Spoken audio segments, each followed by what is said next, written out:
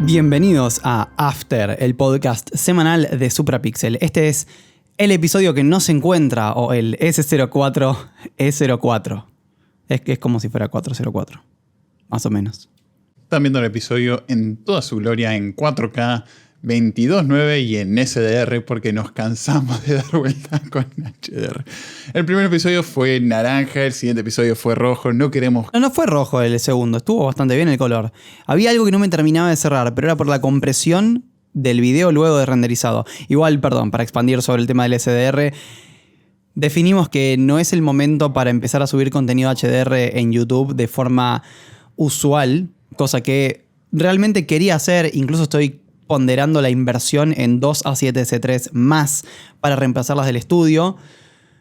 Que va a estar complicado, honestamente, para subir contenido en HDR para todo lo que hacemos, pero como hay tanta gente que no puede ver contenido en HDR o que lo puede ver, pero no de forma, digamos, correcta o en todo su esplendor, que simplemente parece que es cuestión de tiempo. Tal vez en unos años. Sí, el problema no es tanto que no todos tienen acceso a eso, sino que YouTube destroza la calidad para los que lo están viendo en SDR, que pasó sobre todo con el último. Por el anterior lo había hecho moderadamente bien, pero esa inconsistencia es un problema. Sí. Encima después la cadena productiva, trabajarlo en Premiere, que la computadora hay veces que está 1 hora para renderizar porque deduce que no lo va a hacer por hardware.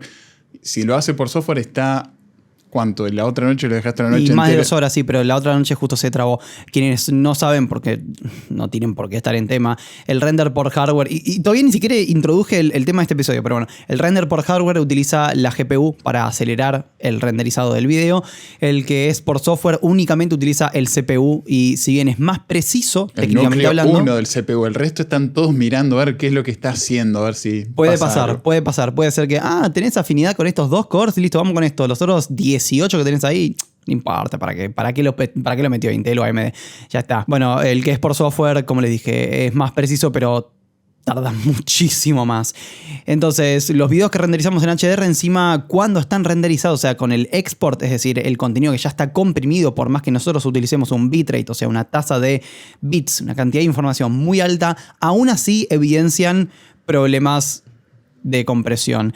Y eso que están a 80 megabits por segundo, pero tal vez sea cuestión de subirlo aún más, lo cual, se imaginarán, sube el peso del archivo, sube el tiempo que tengo que esperar para subir el archivo, etc. Vamos al tema del episodio número 92, que como siempre saben que si no nos ven en YouTube nos pueden escuchar en todas las plataformas de podcasts, y todo aquello que mencionamos, ya sea fuentes, links y demás, lo tienen en la descripción de donde corresponda. Este es el episodio acerca de AI. Creo que principalmente acerca de ChatGPT y, ¿por qué no?, algo de Stable Diffusion o similares. Bueno, resulta que en los últimos días estuve utilizando de forma genuina ChatGPT. ChatGPT es un chatbot desarrollado por OpenAI. Le podemos preguntar lo que sea y en general nos responde muy bien. No es un chatbot de esos que les preguntamos algo y nos responde con una cosa robótica, mal escrita. No. Acá lo que sorprende es lo bien armada que está la estructura de todo el texto que devuelve. ¿Por qué la película Akira fue tan complicada de hacer? La película Akira, dirigida por Katsuhiro Otomo, fue una producción animada muy ambiciosa que tardó varios años en completarse y que presentó numerosos desafíos técnicos y creativos. La película se estrenó en Japón en 1988 y se convirtió en una de las producciones de animación más influyentes en la historia del cine. Entre las principales dificultades que enfrentó el equipo de producción de Akira se encuentran la complejidad de la trama y la cantidad de detalles en cada escena, lo que requirió una gran cantidad de tiempo y recursos para su animación. Además, el presupuesto de la película fue muy elevado, lo que supuso una gran presión para su éxito comercial. Otro de los retos a los que se enfrentó el equipo de Akira fue la innovación técnica necesaria para producir las escenas de acción y los efectos visuales que la película requería. Para lograrlo, se utilizaron técnicas de animación nunca antes vistas en la industria, como la rotoscopia, la superposición de imágenes y la animación en 24 cuadros por segundo. A pesar de estas dificultades, Akira se convirtió en un hito del cine de animación, influyendo a generaciones de cineastas y espectadores en todo el mundo. La película ha sido objeto de numerosos estudios y análisis que destacan su importancia tanto en la historia de la animación como en la cultura popular contemporánea. Bueno, a partir de esta respuesta, varias cosas. Por ejemplo, ¿qué tanto de esto lo podemos encontrar en la entrada de Wikipedia en español? Bueno, sí, al principio digamos que habla un poquito, pero no es que nos cierra todo, después a los personajes, producción, etcétera, etcétera. Después acá nos habla acerca de animación en 24 cuadros por segundo y en realidad no es que toda la película, entiendo, está hecha en 24 FPS, sino la gran cantidad de escenas hechas en 24 cuadros por segundo en vez de 12, que es lo que se suele utilizar para una buena parte del anime, o por lo menos aquellos que son dibujados a mano. Pero como ven, la respuesta es bastante correcta. Ahora lo que puedo hacer, que esto es lo más loco, es que me responda lo mismo, pero más corto. Y acá me devolvió solo un párrafo que dice: la película Akira fue complicada de hacer debido a su complejidad temática y visual, así como por su alto presupuesto. El equipo de producción tuvo que innovar técnicamente para lograr las escenas de acción y efectos visuales que requería la película. Obviamente no es arte en forma de un párrafo, pero me respondió de una forma u otra lo que quería. Y el otro día utilizamos parcialmente, solo para ver si se podía y qué tan bien funcionaba, ChatGPT para escribir algunas de las noticias del Supra News, que si no lo conocen es nuestro canal Smurf y lo tienen obviamente abajo en la descripción. Para una noticia estuvo más o menos porque de repente se inventó cosas que nada que ver o se confundía cuestiones sobre a qué le correspondía cada término. Por ejemplo, hablaba de una empresa cuando en realidad se estaba refiriendo a la otra y después inventó otra cosa. Pero para otra noticia, en pocas palabras, hizo un buen resumen y encima en español, no es que solo funciona en inglés, que nos permitió modificar un par de cositas para que la utilicemos en Supra News. Es una situación complicada, es una herramienta bastante interesante, pero no tenemos que dejar de olvidarnos que es como si fuera un JPG de la web con toda la compresión y artefactos que eso presenta. En The New Yorker sacaron un artículo espectacular que habla explícitamente sobre esto y arrancan citando un ejemplo de un problema que hubo más o menos en los 2000 con una fotocopiadora en Alemania, donde fueron a fotocopiar unos planos y cada vez que los fotocopiaban los planos le ponían los mismos números a todas las dimensiones. Lo que pasa es que era una fotocopiadora de Xerox y el algoritmo que utiliza Xerox para comprimir la imagen cuando la fotocopian, porque ya no es serografía tradicional, sino que la escanea, la digitaliza y después la imprime, hace que detecte zonas que tienen ruido o texturas e intente replicarlas, cosa de no tener que tener todo el peso. Eso es más o menos cómo funciona el sistema JBIC2, que es el que utiliza para escanear y fotocopiar. Perdón, ¿que agarraba todas las cotas y les ponía 2 metros? Claro, ¿A todas? Porque veía que los números eran todos más o menos parecidos, entonces agarró y lo empezó a reemplazar. Ideal para arquitectura. Bueno, pero buenísimo. Eso es más o menos lo que pasa con ChatGPT. Porque salvo que vos te pongas a leer bien con detalle, te puede poner cosas que están mal, pero si vos no las lees no te das cuenta. Acá los arquitectos de repente se empezaron a dar cuenta: che, espérame, ¿cómo puede ser que todo tenga la misma superficie y tienen distintos tamaños? Y eso es más o menos lo que pasa acá. O sea, ChatGPT no es inteligente. No es una inteligencia artificial. ChatGPT tampoco es un diccionario predictivo ultra desarrollado. Es un sistema totalmente nuevo basado en lo que es una tecnología que se llama LLM o Large Language Model o modelo de lenguaje grande. Sí. Sí. Pero, volvamos al principio, no es inteligente. Entiende algo. No, perdón, modelo grande de lenguaje. Modelo grande de lenguaje, ahí está. Puede entender lo que nosotros le decimos y responde más o menos coherente, pero no entiende realmente lo que está procesando, sino que tiene una captura de la web en su momento, que de hecho esa fue una de las cosas más graciosas cuando recién salió, porque la gente le preguntaba sobre la reina y todavía estaba flasheando que estaba la reina Elizabeth, porque creo que la última captura de la web que tuvo en ese momento era en abril. Pero está todo comprimido. Es como si... Como bien dice en el artículo del New Yorker, es como si está armando gradientes. O sea, te agarra, por ejemplo, un estilo de palabras acá y un hecho acá y se arma más o menos algo, pero sin realmente entender qué es lo que está haciendo. Es una buena forma de escribirlo, con gradientes, porque es tal cual. Claro, por eso este artículo, como siempre, está todo en los show notes y es espectacular. Es un poco largo, pero tiene un montón de datos ahí que están bastante bien pensados y que te dan a pensar.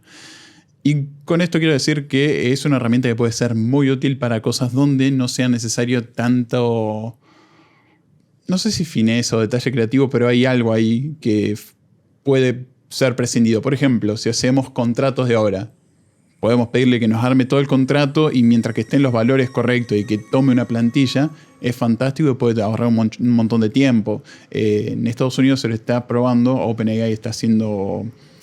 pruebas con estudios de abogacía y demás para irle encontrando distintos usos. Para que se den una idea sobre, primero, cómo trabaja esto y segundo, cómo es el futuro que se viene.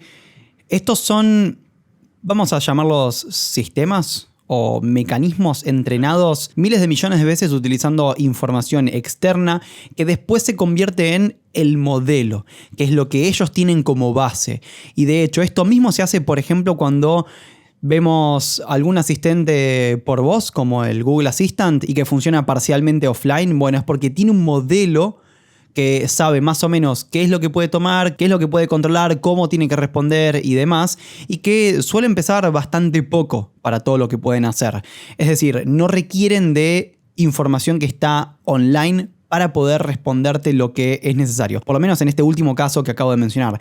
Algo que también se hace, por ejemplo, es crear modelos para reducción de ruido de forma activa cuando estamos utilizando el micrófono de un headset que funciona, entre comillas, por AI. O sea, se entrenó a ese sistema para que cuando reconoce un ruido estándar de fondo de impresora funcionando o de algún motor a lo lejos o del ventilador de tu PC, que lo reduzca así. Ahora, cuando escucha un bebé llorando, hace tal cosa y demás.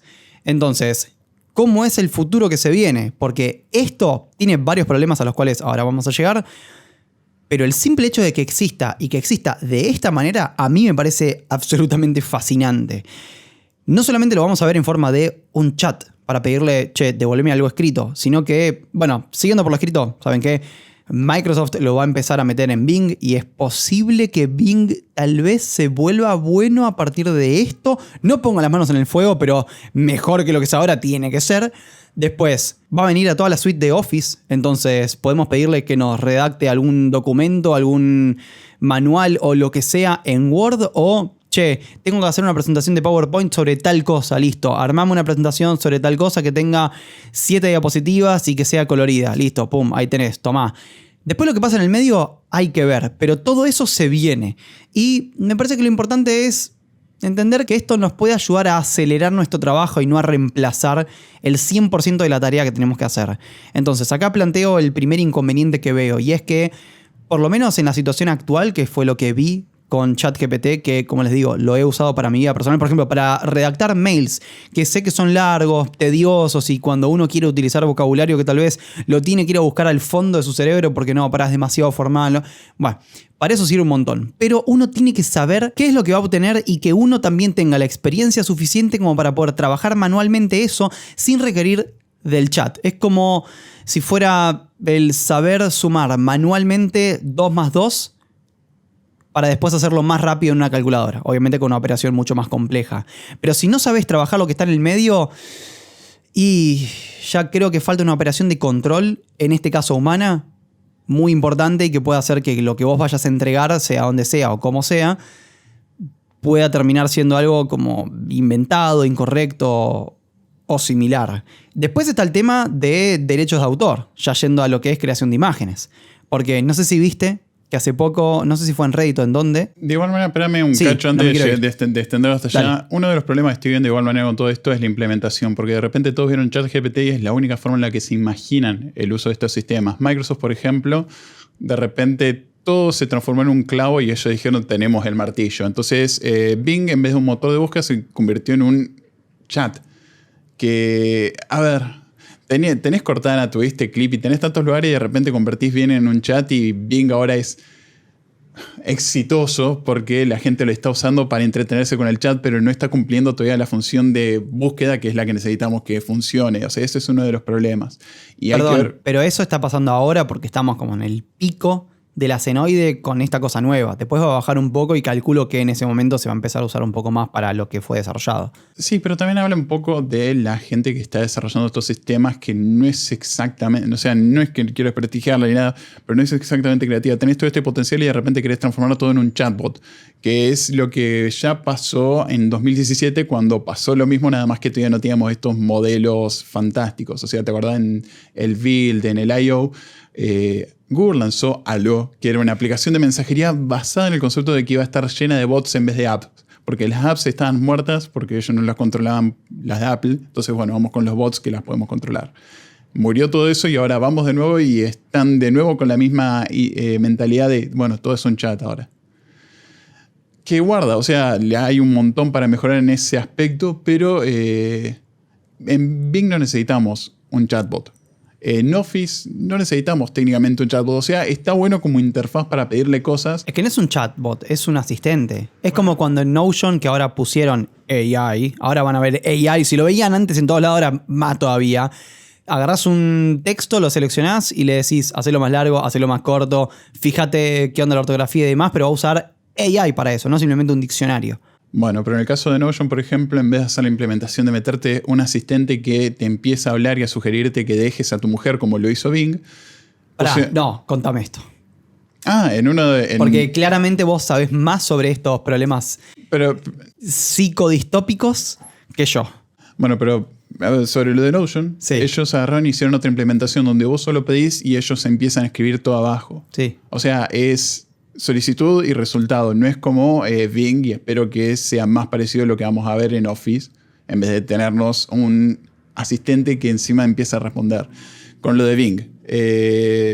Bing, Microsoft tuvo que hacer un montón de cambios bastante rápido porque de repente empezó a devolver, por ejemplo, sus reglas primarias que tenían que estar ocultas, pero la gente empieza a promptearlos hasta que encuentra cómo darle la vuelta.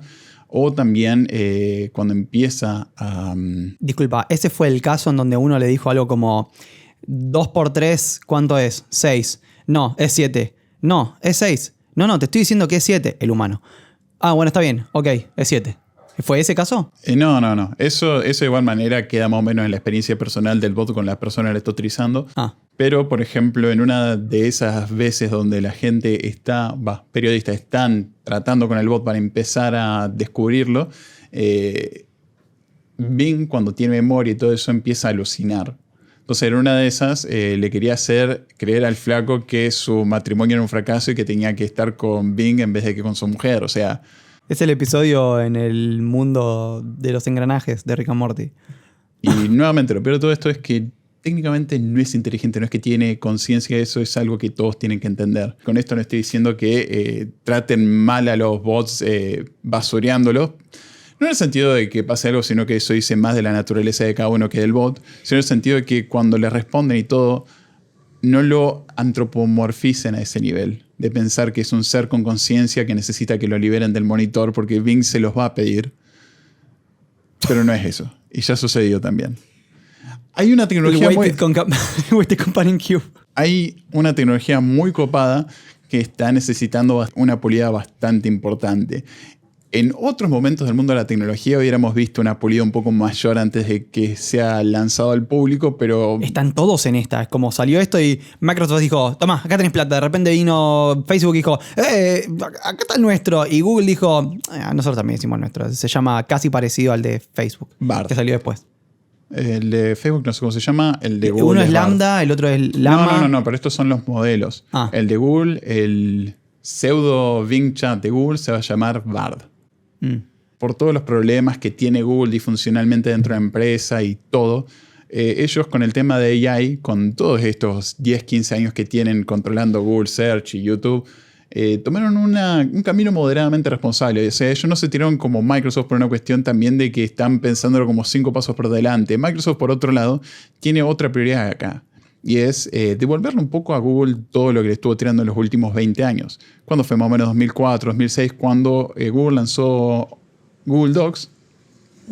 Agarraron y lo tiraron gratuito para empezar a pegarle a Microsoft, donde le duele que ¿2004 Google Docs? O 2006. ¿Tanto?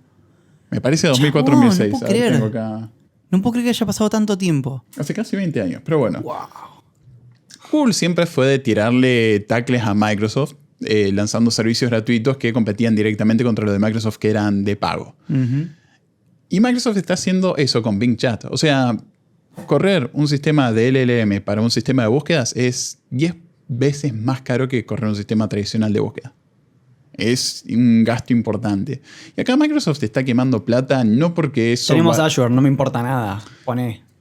Sí, pero más allá de eso, uno es inversión y dos, porque acá también están esperando que esto empiece a desangrar a Google de la misma manera que Google hizo eso con Office en su momento. ¿Cómo ves esto llegando a la Xbox? No sé, o sea, va a estar interesante cuando los modelos sean lo suficientemente eficientes y que puedan ser domados o que les puedan dar una forma específica para que trabajen un dominio, entonces puedan utilizarlo, por ejemplo, para los personajes, los NPC en un juego. Uy, sí. Entonces, que estén lo suficientemente controlados como para que no te empiece a sugerir matar a toda tu familia. Imagínate un RPG. Por eso digo. Pero que den un montón de libertad para que los mundos se sientan más vivos. Esto encima no es algo que esté fuera de la cabeza de muchos. O sea, Nvidia está metiendo un montón de Tensor Cores y todo eso en sus GPUs pensando en eso al futuro. O sea, no es creo que explícitamente estén pensando así, pero saben que eso es una de las posibilidades. Estas ideas las escucharon acá. Si van a hacer algo al respecto, tienen nuestro correo. Saben dónde encontrarnos. A mí lo que más me interesa es cuando empiecen a podar estos sistemas nuevamente y lo podamos tener, por ejemplo, en el Google Assistant o en Siri, porque en el caso de Siri en particular, tienen todos los brazos que son shortcuts. Shortcuts, año a año, Apple les va diciendo a los desarrolladores, che, tirate esa acción como un shortcut, haz eso como un shortcut. Y si bien Siri ahora no puede hacer demasiado sin que uno se ponga a armar los shortcuts individualmente, con un sistema similar al de ChatGPT, imagínate que Siri pueda empezar a articular sus propios shortcuts de forma casi en tiempo real cuando vos le pedís algo. Sí. Haceme un shortcut para que prenda la luz cuando abro la puerta después de haber entrado con el auto al garage después de las 7 de la tarde y nada más. Eso creo que lo puedo hacer más o menos Pero ahora. diciéndoselo. Eso creo que lo puedo hacer más o menos ahora. Puedo hacer una variante de eso. El tema está en pedirle que haga las cosas. O sea, no explícitamente un shortcut. Siri. Claro, qué sé yo, estás en Pixelmator y le empezás a pedir que te baje el brillo un poco de la foto. Entonces entiende cuál es la foto que es esa capa y como tiene acceso a las herramientas de Pixelmator vía los intents de los shortcuts, puede empezar a hacer eso. Muchísimo mejor ejemplo el tuyo, claramente. Bueno, pero a eso voy. Sí. Una vez que puedan empezar a domar estos dominios y prevenir, o sea, utilizar la parte donde puede entender cosas y sacarle un poco las partes de alucinógenas, va a estar bastante interesante. Es una herramienta que tiene mucho potencial para ayudar, pero también para hacer daño por el otro lado, porque, por ejemplo, ya hay casos donde artistas los están reemplazando con DALL-E. E inclusive lo más triste de todo es que te agarran, le pagan un par de artes para armar más o menos un estilo y después utilizan eso para dejar de pagarle. Hace unos días vi una persona que solamente para probar intentó hacer algo que se está utilizando actualmente, que es, ves una obra protegida por derechos de autor y le pedís a DALL-E o Stable Diffusion o lo que sea, haceme algo como esto. Entonces, ¿qué? Esta nueva obra ya no tiene los derechos de autor del otro, por más que esté basada en esta y por eso la puedo usar. Hay un agujero legal en este momento a nivel global, digamos, que no protege esto. 2 puntos. En primero, que Midjourney, los creadores fueron poco más considerados y en las últimas actualizaciones mataron todas esas posibilidades dentro del bot. De hecho, los artistas prompteros se empezaron a quejar de que no le podían pedir que copie ciertos artistas de DeviantArt o de Twitter, por ejemplo. Entonces, bueno, ahí estamos viendo que empezaron a tomar un poco la responsabilidad. Sí, pero no sé si limitar es la mejor solución para esto. De momento y hasta que se pueda armar un mejor framework de leyes o de ética, lo que sea, es una posibilidad que se está utilizando y bueno, es una herramienta más en el cajón. Después ya hay un precedente legal. La oficina de copyright de los Estados Unidos ya le negó los derechos a un cómic sobre las imágenes porque habían sido generadas por DALL-E. O sea que no pudo registrar sus derechos porque no las había hecho quien los presentó. Claro, o sea, la oficina agarró y le dijo, mira, vos tenés derechos sobre el personaje este que se llamaba Saria no sé qué, tenés derechos sobre toda la historia que cuenta, tenés derechos sobre la diagramación y cómo se articula la historia, pero no sobre el arte que hay en todo el cómic porque lo generaste con DALL-E. Ok. Que más o menos queda en el sentido de, si no tenés alma, o sea, si no hay una conciencia, si no hay eso detrás del arte, porque no es como en Photoshop que mucha gente lo compara y dice, no, pero Midjourney o DALL-E es como Photoshop. Es muchísimo más alejado, más abstraído del arte, sobre todo por todo el tema de los datasets que utiliza. O sea, ya no hay tanto talento no, pero tanto craft atrás de una imagen de DALL-E. Sí, hay que ver dónde trazás la línea realmente, porque para mí no deja de ser arte si vos sabés cuál es tu idea. No, arte es. El único tema es que, a ver, si un mono se saca una selfie, ¿esa selfie de quién es? El mono no tiene la más remota idea que se sacó una selfie, pero el fotógrafo quiso sacar el derecho de autor de esa foto y no pudo porque ¿qué es de la cámara? Bueno, igual esto es algo que va a estar picante todos estos años, pero aunque sea siento un precedente que es... Pero esto que agarró, le dijo, agarrar una imagen de Zendaya y armate un cover, porque es más o menos lo mismo. No sé. El caso es que la oficina le dijo, primero encima se lo había probado.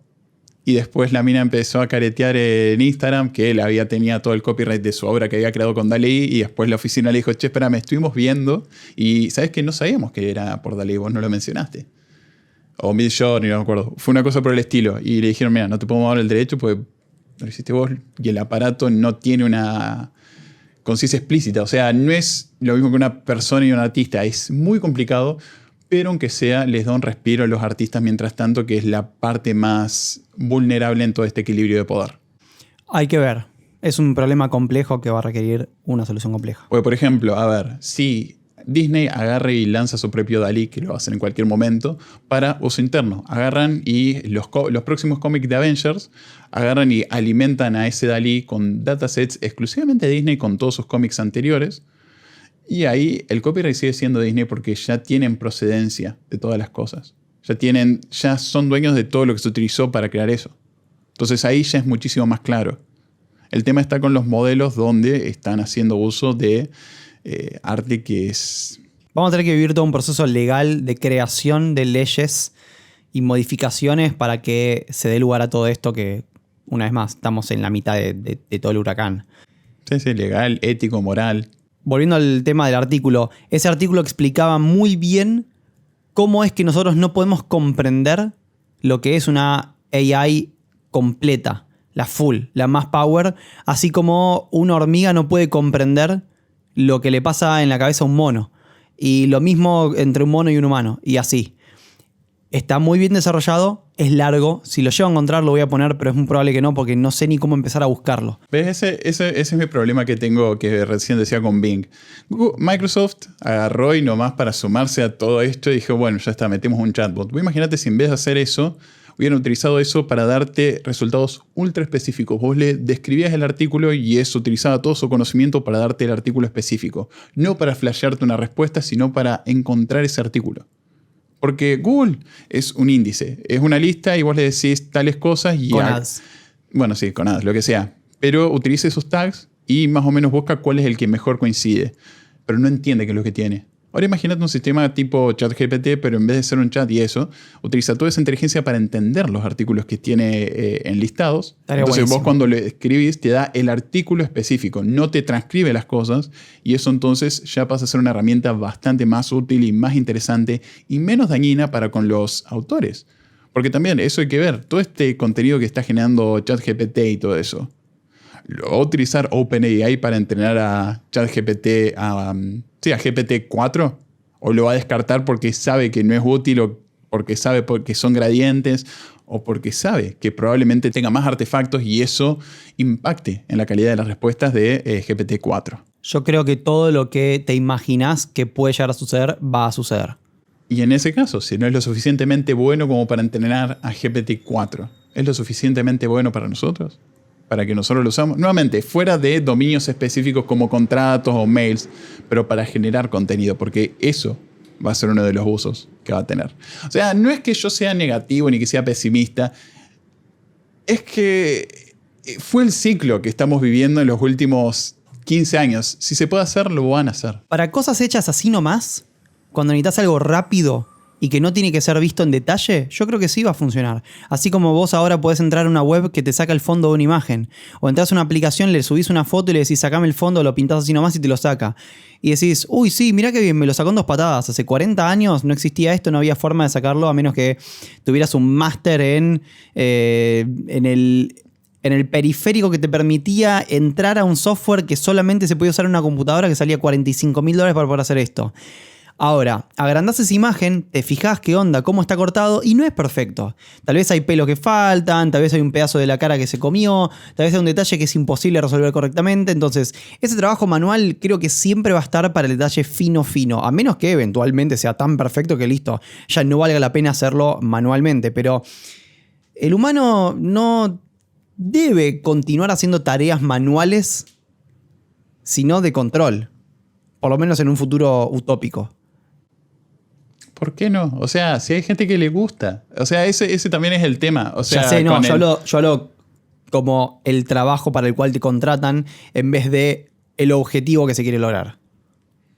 O sea, todo depende, qué sé yo, pues eso también es parte del arte. El arte no es solo la imagen final o el párrafo final, es todo. Pero lo acá que yo no hay estoy hablando atrás acerca de eso. de la acá yo no estoy hablando acerca de una cuestión artística, sino una cuestión técnica netamente de hay que hacer esto. Si necesitamos resultados, ya ver, pero es muy complicado porque también lo están comparando con sacarle el fondo a algo que es muchísimo más lejos de. Puse eso, puede Photoshop tiene ser conciencia. dibujamos un personaje que se ve así, asá, cuyo color de pelo sea tal, que esté vestido, etcétera, etcétera. Y de repente te das cuenta que cuando te dibuja los dedos hay dos falanges que están extrañamente más largas de lo normal. O que si te fijas bien en detalle, en realidad el dedo es como que se come con otro porque es dibujo por AI. Todo esto va a mejorar, seguro. Sí, va a mejorar. Pero no sé si el detalle fino, minúsculo, va a estar ahí. Sí, va a estar. Ojalá. No, va a estar. El tema nuevamente va a ser la forma en la que se utilice, la forma en la que se lo venda. Vamos 43 minutos crudos, yo no puedo creer. Yo dije, esto iba a ser 20 minutos. No sé por qué. No sé por qué te planteas eso. No Aparte, podemos miré a la hacer- cámara y eran 20 minutos. Miré de nuevo y estaban 40. Pero bueno. Recomendaciones. Sí. Esto es un tema que va a seguir y probablemente, no sé, en agosto capaz que sale un nuevo sistema con AI y vamos a volver a hablar y vamos a volver a hablar de, bueno, actualizaciones legales o de repente, no sé, Meta tiene que despedir a 20.000 personas más, entonces utilizan AI para escribir la carta de despedida porque ya pasó. Ya, Te iba a decir, tiene que pasar. ya pasó. Vamos a seguir hablando de esto, pero sí, recomendaciones. Bueno, el otro día creo que les hablé acerca del Trading Card Game de Pokémon para Game Boy. Encontré un ROM hack que básicamente reemplaza todas las cartas por el siguiente set de cartas que salió. No el primero, el de los Pokémones básicos de los primeros 151. Está buenísimo. Me lo di vuelta en nada. Nunca entendí el TCG. Es un juego muy accesible, es fácil de aprender, es fácil de jugar, pero es lo suficientemente complejo y divertido para que te mantengas jugando. Sí, pero nunca entendí porque tiene encima un montón de variantes, no sé, Pikachu con lente, un montón de cartas. No, así eso porque raras. son diferentes cartas que de repente tenés un Pikachu Surfer que es del tipo agua y que te tira el surf y pega, no sé, 30. Y si tirás una moneda y sale cara, paraliza al oponente, ponele. El último juego que jugué más o menos así era el Yu-Gi-Oh! Y era básico al lado de esas cosas. Nada que ver. El Yu-Gi-Oh! Es mucho más complejo y en mi opinión... ¿Complejo? El juego que vi, creo que de Play 1 de Yu-Gi-Oh! Sí. Es como, no sé... El de Play 1 era raro porque encima te metía cómo afectaban los símbolos del zodíaco, no sé, algo Yo rarísimo. creo que el Pokémon, el Trading Card Game, te puede llegar a gustar. O sea, te puedes armar tu propio mazo, vas ganando cartas, entonces te armas diferentes mazos y decís, bueno, este es el mazo de planta y, no sé, electricidad, este es el mazo de lucha y psíquico, y pones las cartas que querés, o lo llenás solamente de unos Pokémones y después lo llenás de energía a otra cosa y entonces usás solamente esto. Está bueno. Es qué sé yo. Es simple, divertido y con un toque de complejidad que lo hace. Bueno, después es un tema que se llama Maverick Hunter, lo voy a dejar ahí abajo. Seguramente saben a qué me refiero y si no, cuando lo empiecen a escuchar se van a dar cuenta. Y creo que nunca les recomendé Neon Indian, un artista que me gusta bastante. Uno de sus últimos discos, Vega International Night School, muy bueno. Tal vez les guste. Arrancamos con el podcast que es un episodio de Strong Songs donde hablan de Bohemian Rhapsody. Donde explica parte a parte de la canción, cómo es el tema de las vocales, que de repente empieza de un lado, va para el otro, el tema de la historia de la canción. Y hay una parte que me encanta que el flaco menciona como Strategic Brian May Deployment. ¿Cómo? Strategic. Sí, te entendí. Sí. ¿Pero qué? Es la forma en la que de repente aparece la guitarra en este tema y en otros temas. Es cómo lo hacen un momento especial que uno está esperando y cómo lo van trabajando. Okay. Claro. Entonces es como, sí, Lance Brian May. Y de repente aparece y... Está bien. ¿Es como cuando en un tema de Pink Floyd estás esperando que rompa? ¿O es una cosa totalmente distinta? Es una cosa totalmente distinta en el sentido que es Queen y es Queen de ese momento en particular, es donde estaba bastante articulado todo. El flaco al final dice, es una canción bastante uncoverable porque es muy, muy particular. Desde las vocales, la historia, la forma en la que está armada y todo. O sea, ¿cómo puedes hacer esta canción diferente sin irte? Pero bueno, El episodio este está excelente, el análisis está tremendo y guarda, yo no soy exactamente una persona metida en el mundo de la música al punto de entender cuáles son todas las partes más minuciosas. Por ejemplo, el flaco especifica en qué notas están cantando en cierto momento y todo eso que capaz yo no estoy tan metido, pero que lo puedo apreciar igual. Y obviamente la segunda recomendación es el álbum A Night at the Opera, que es donde está Bohemian Rhapsody, porque terminás de escuchar eso y listo, querés ponerte a escuchar el disco y empezar a escuchar todas esas partes que acaban de mencionar, y encima es un disco bastante interesante, bastante ocupado. Muy bueno. Bueno, hasta acá llegamos con este episodio, no lo alargo más, nos vemos la semana que viene. Chao. Hasta el próximo.